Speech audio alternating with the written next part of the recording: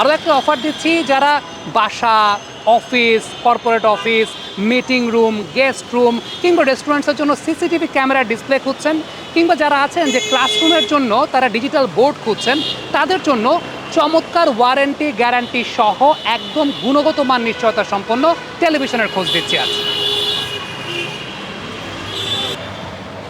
আজকে আমি আপনাদেরকে নিয়ে এসেছি পণ্যবিধি ইলেকট্রনিক্সের শোরুমে, আর এখানে একটা বিশাল চমক আপনাদের জন্য অপেক্ষা করছে। সেই বিশাল চমকটা আমার ঠিক সামনেই।